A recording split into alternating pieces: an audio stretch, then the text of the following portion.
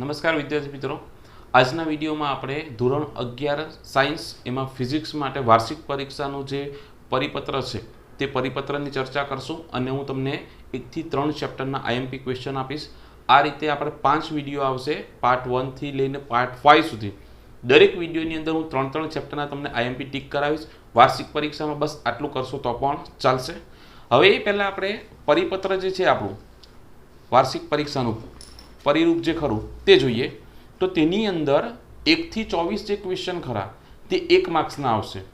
हवे हेतुलक्षी प्रश्नों एटले के तेनी अंदर एमसीक्यू, खाली जग्या, खरा खोटा, जोड़का एवुं कंई पण होई शके 1 मार्क्समां।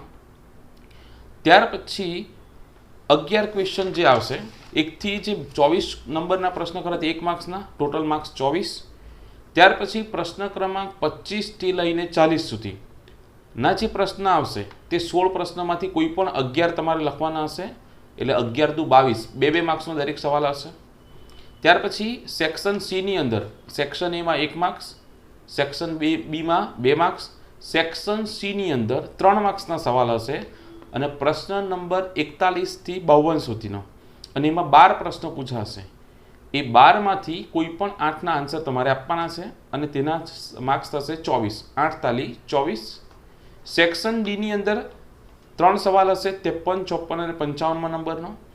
ते दरेक क्वेश्चन 5 मार्क्सनो हशे अने 3 मांथी कोई पण 2 तमारे लखवाना छे अने एना मार्क्स थशे 10। आम 4 सेक्शन हशे, A B C D, 1 marks, 2 marks, 3 marks अने 5 मार्क्स। अने टोटल प्रश्न केटला हशे 1 થી 55 अने टोटल मार्क्स थशे 80 मार्क्सनुं तमारुं पेपर आवशे अने तमारो समय हशे 3 कलाकनो। हवे गुणभारनी बात करिए तो प्रकरण 1 जे खरू ते 1 मार्क्सनुं छे, एटले एमांथी एकाद एमसीक्यू, खाली जग्या के एवुं कंई पण पूछाई शके। प्रकरण 2 जे खरू तेमांथी 3 मार्क्सनुं टोटल पूछावानुं छे अने प्रकरण 3 खरू तेमांथी 4 मार्क्सनुं पूछावानुं छे। तो हवे कया चेप्टरमांथी केटલું કરવાનું છે? તો પહેલા જે ચેપ્ટર ખરું તેમાં તો 1 માર્ક્સનું જ પૂછાવાનું છે અને તેની અંદર અમુક ટોપિક કેન્સલ છે, એટલે તમારો જે 30% સિલેબસ કટ થયેલો છે તેમાંથી પણ નથી આવવાનું, બરાબર? એટલે 30% કટ કરીને જે 70% બાકી રહેશે તેમાંથી પણ હું તમને 30% બીજું ઓછું કરાવી દઈશ, તો માત્ર તમારે 40% વાંચવાનું રહેશે। તો પહેલા ચેપ્ટરની અંદર 2 જ ટોપિક છે, 1.1 અને 1.2 જેવા કંઈક છે, બાકી તો બધું કેન્સલ છે। 1.1 છે અને ત્યાર પછીના ટોપિક કંઈક કેન્સલ છે, 1.2 પણ કેન્સલ છે।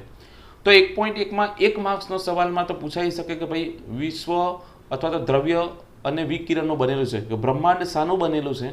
દ્રવ્ય અને વિકિરણનું। ભૌતિક જ્ઞાનની મુખ્ય શાખા ને એ બધું તો કેન્સલ છે। અથવા તો પછી પૂછાઈ શકે કે ભાઈ દ્રવ્યનું ચોથું સ્વરૂપ કયું છે? પ્લાઝ્મા। અથવા તો પદાર્થનું દ્રવ્યમાન શાનાથી માપી શકાય? માસ સ્પેક્ટ્રોમીટર નામના સાધનની મદદથી। એવા કોઈ પણ ખાલી જગ્યા કે એમસીક્યુ પૂછાઈ શકે ગમે ત્યાંથી, બરાબર?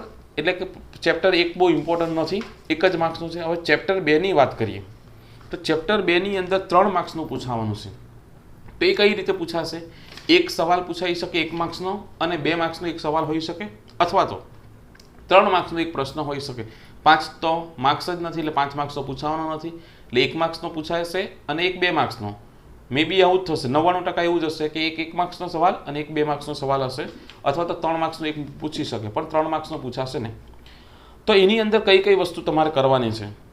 तो जो तमारी पासे रेफरन्स होय दर्पण तो तमे जोई शको, अथवा हूँ सवाल बोलूँ छूं કે એસઆઈ એકમ પદ્ધતિ પર ટૂંક નોંધ લખો। એટલે કે એસઆઈ એકમ પદ્ધતિની 7 મૂળભૂત ભૌતિક રાશિ સમજાવવાના છે, તેમના એકમ અને પારિમાણિક સૂત્ર લખો, એવી રીતે પૂછાઈ શકે એક સવાલ। બીજો સવાલ, એસઆઈ એકમ પદ્ધતિની પૂરક રાશિ અને તેમના એકમો જણાવો, એ 5મો સવાલ છે। ત્યાર પછીનો ક્વેશ્ચન છે 9મો ક્વેશ્ચન છે કે દ્રષ્ટિ સ્થાનભેદની રીત સમજાવો। 10મો ક્વેશ્ચન ગ્રહ અને તારાનું પરિમાણ માપન માટેની રીત સમજાવો। ત્યાર પછી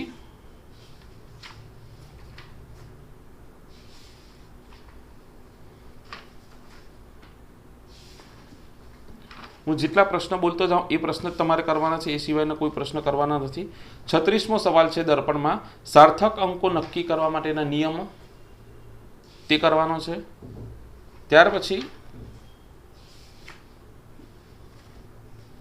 पारिमाणिक जे सूत्र खरा તે પારિમાણિક સૂત્રો તમારે બધા કરવાના છે। એ પારિમાણિક સૂત્રો કેવી રીતે યાદ રાખવા તેનો બીજા ચેપ્ટરની અંદર એક મેં વિડીયો બનાવેલો છે કે મૂળભૂત 6 પારિમાણિક સૂત્રો છે તેના પરથી બીજા બધા પારિમાણિક સૂત્ર તમને આવડી શકે। તો એકાદ પારિમાણિક સૂત્ર પણ પૂછાઈ શકશે, અથવા તો એકમ પૂછાશે, અથવા તો કોઈ એકમની ક્ષણના 1 માર્ક્સની અંદર। ત્યાર પછી 44મો સવાલ કરવાનો છે, પારિમાણિક વિશ્લેષણ એટલે શું અને તેના ઉપયોગો। ત્યાર પછી 45મો સવાલ, બે જુદી જુદી એકમ પદ્ધતિના કોઈ ભૌતિક રાશિના એકમો વચ્ચેનો સંખ્યાત્મક સંબંધ મેળવો। 47મો સવાલ, પારિમાણિક વિશ્લેષણની દ્રષ્ટિએ ભૌતિક સમીકરણની સુસંગતતા ચકાસો। ત્યાર પછી 49મો સવાલ, પારિમાણિક વિશ્લેષણની મર્યાદાઓ લખો। ઉદાહરણની અંદર ઉદાહરણ 2.2 કરવાનું છે, 2.3 આઈએમપી, 2.4 પણ આઈએમપી, 2.7, 2.8, 2.9, 2.11, 2.12, 2.13, 2.14, 2.15 એટલા ઉદાહરણ કરવાના છે, બધા 2-2 માર્ક્સમાં પૂછાવા લાયક છે। ત્યાર પછી સ્વાધ્યાયની અંદર પહેલો અને બીજો પ્રશ્ન કરવાનો છે, તે તમને 1 માર્ક્સનો જે પ્રશ્ન પૂછાશે ખાલી જગ્યા તેની અંદર પૂછાઈ શકે। ત્યાર પછી સ્વાધ્યાયનો 5મો દાખલો કરવાનો છે, 9મો દાખલો,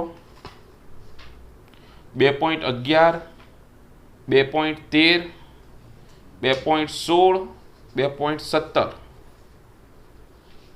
અને 2.24। ત્યાર પછી 2.29 અને 2.30 આટલા દાખલા સ્વાધ્યાયના તમારે કરવાના છે, બીજું કરવાનું નથી। ત્યાર પછી ત્રીજા ચેપ્ટરની વાત કરીએ તો ત્રીજા ચેપ્ટરની અંદરથી 4 માર્ક્સનું ટોટલ પૂછાવાનું છે। હવે 4 માર્ક્સની અંદર 3 માર્ક્સનો એક સવાલ અને 1 માર્ક્સનો એક સવાલ હોઈ શકે, અથવા તો 2-2 માર્ક્સના 2 સવાલ પૂછી શકે, પરંતુ મોટાભાગની શક્યતા એવી જ છે કે 1 માર્ક્સનો એક સવાલ આવશે અને એક 3 માર્ક્સનો સવાલ આવશે। તો એમાં તમારે કયા કયા ક્વેશ્ચન કરવાના છે? મોટાભાગનું આની અંદર કેન્સલ થઈ ગયું છે, તો જે બાકી રહેશે તેમાંથી હું તમને ટીક કરાવીશ।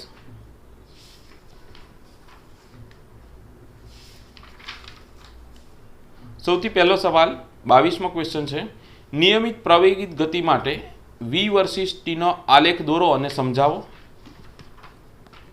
ત્યાર પછી 24મો સવાલ મોસ્ટ આઈએમપી 100% પૂછવાની શક્યતા છે, નિયમિત પ્રવેગિત ગતિના સમીકરણો આલેખની રીતે મેળવો। સૌથી વધારે સ્ટુડન્ટ કન્ફ્યુઝ થાય છે ત્રીજા ચેપ્ટરમાં અને ચોથા ચેપ્ટરમાં। સેમ સવાલ છે, ચોથા ચેપ્ટરમાં નિયમિત પ્રવેગિત ગતિના સમીકરણ સદિશ સ્વરૂપે કીધું હોય તો ચોથા ચેપ્ટરનો સવાલ, અને આલેખની રીતે સમજાવો અથવા તો અદિશ સ્વરૂપે સમજાવો તો ત્રીજા ચેપ્ટરનો સવાલ। મોસ્ટ આઈએમપી 100% પૂછવાની શક્યતા છે, એ સવાલ પૂછાશે અથવા તો એના રિલેટેડ દાખલો હશે। ત્યાર પછી 26મો સવાલ, મુક્ત પતન એટલે શું? મુક્ત પતન પામતા પદાર્થ માટેનું સમીકરણ મેળવો। ત્યાર પછી 33મો સવાલ મોસ્ટ આઈએમપી, સાપેક્ષ વેગ અને તેના 2 કિસ્સા, અને 34મો સવાલ સાપેક્ષ સ્થાનાંતર અને તેના કિસ્સા, એ પણ આઈએમપી છે। ત્યાર પછી ઉદાહરણની અંદર ત્રીજું ઉદાહરણ કરવાનું છે, 3.3, 3.4, 3.9 સાપેક્ષ વેગનો દાખલો છે।